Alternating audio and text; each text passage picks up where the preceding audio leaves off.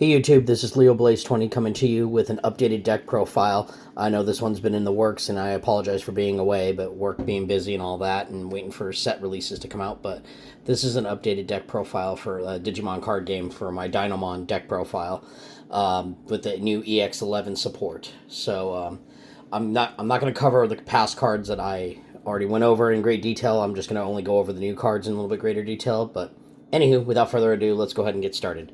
So starting out with the Digi-Eggs, I did swap out to the new EX11 Coromon, running 4 copies of it, and this is on attack once per turn. This Digimon may digivolve into a Digimon with Tyrannomon in its name or the dinosaur trait in the hand.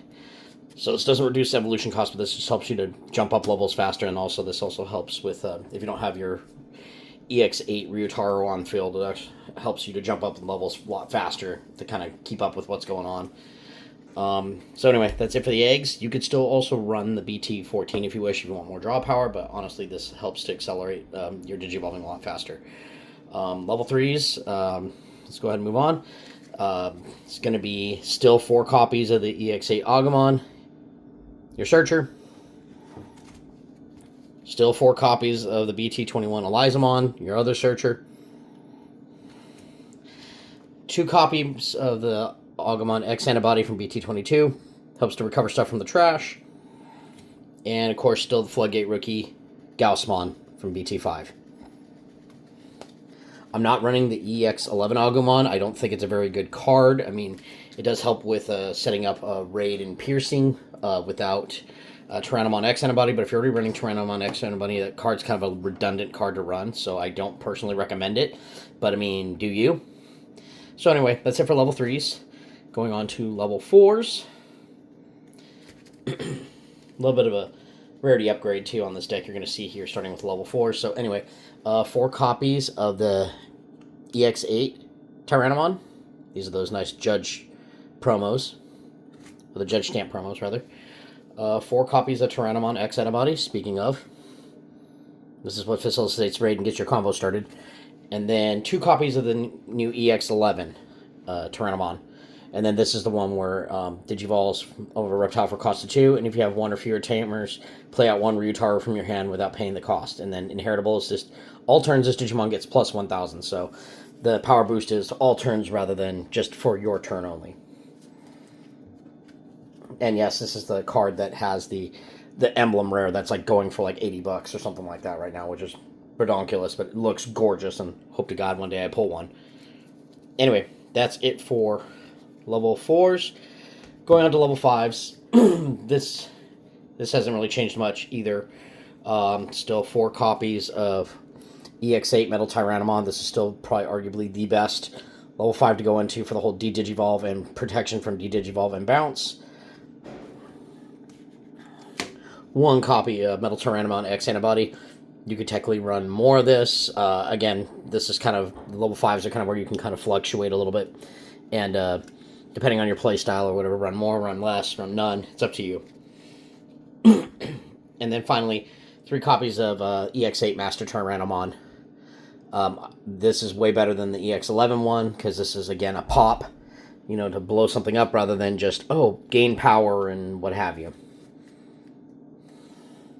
You can run it again if you wish, the EX11, but again, mileage is going to vary, and your preference. I personally don't like it. I'd rather have additional pop for more control, so again, to each their own.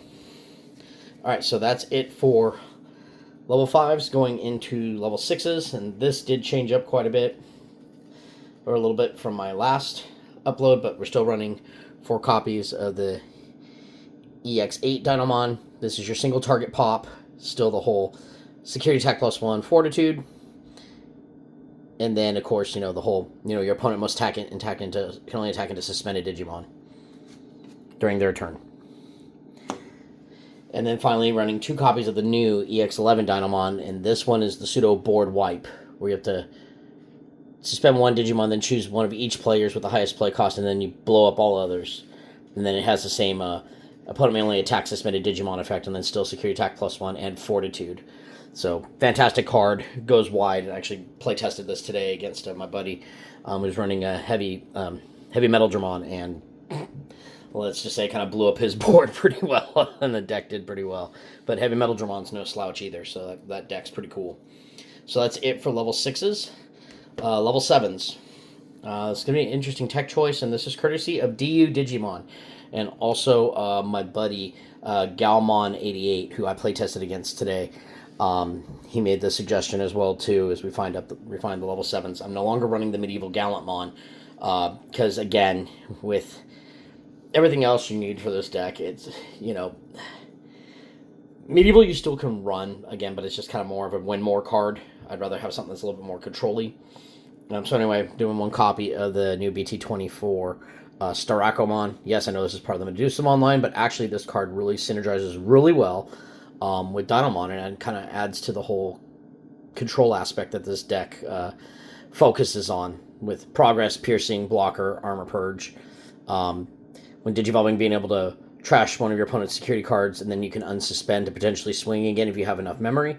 And then when your opponent's security stack is removed from, and this is all turns, blow up one of their Digimon, and then all turns, when any reptile or Dragonkin trait Digimon would leave the battle area, by blowing up one of your opponent's lowest DP Digimon, they don't leave. So it has a nice built-in protection effect, especially if you're trying to protect this particular stack from removal. And then I'm still running one copy of Omnimon X Antibody. Eventually, this will become a Vortex Dramon, but right now I can't justify the price, and my wife would murder me for that kind of money. So anyway, that's it for all the Digimon. Moving on to Tamers. Tamers did change up a little bit as well, too. Still running 4 copies of the EX8 Ryutaro Williams. These are your main combo enabler and what have you, to combine along with Tyrannomon X Antibody. Then next, running 2 copies of EX11, Ryotaro Williams. And yes, he is red and green, and he is a 5 cost. But the nice thing is that EX11 Tyrannomon plays him out for free. All turns, when any of your Digimon digivolve into level 5 or higher Digimon with Tyrannomon or the dinosaur trait, by suspending this tamer, hatch an egg in the breeding area, and then after one of your breeding area can jump into a card with Tyrannomon or reptile or dinosaur trait without paying the cost. So again, this helps to accelerate a secondary stack to get you going, like especially if you're trying to catch up and prep, especially if your opponent blows up your primary stack. So that's it for Tamers. Going on to the option cards. Options for right now, until I get them in the mail, I'm still running 3 copies of Garnet Memory Boost. I do have the emblem cards, Unique Emblem, Primal Impact, coming in the mail, and once those come in the mail, I'll do another quick updated profile and some other stuff coming in the mail to kind of give you like a final version of this. But yeah, you're still running this to help search, but the Primal Impact emblem helps with searching 2 pieces and then also being able to jump up, but it's kind of wonky with the Digivolution effect given how this deck's playstyle works, so you kind of have to be careful when using the emblem's secondary delay effect. But still really going to be a really cool card, but the Memory Boost is also good if, for those that don't have it. And then I'm running 2 copies of Digital Gate Open. Again, this helps to accelerate and fetch you both a Tamer and a Digimon, and then also being able to play the Digimon for a cost reduced by 4. And then security is play a Digimon with a play cost of 3 or less from your hand or trash without paying the cost, and then add this card to the hand. So this thing's bonkers, goes in any deck. And then I'm still running 1 copy of Crimson Blaze, just to, have that floodgate effect, and also just to board wipe, blow up all the little lower level Digimon, just to kind of, wreck my opponent's day, and then to floodgate him out. And then, so, tech choices are still going to be the same. You could still go and run the promo Rust Tyrannomon that was being run prior. You can run Medieval Gallantmon again if you wish. You can change up how many copies of the Dinomons you're running and all that. You could run the Mimi, the BT1 Mimi, the Tai still if you wish, so on and so forth. You could also still do Agumon Bond of Bravery if you're looking for another budget option or what have you. But again, I think this is probably one of the most optimal ways to play the deck. And again, this deck was heavily inspired by DUDigimon's profile, with my own little twist. And again, one of my best friends and teammates, Gaomon88.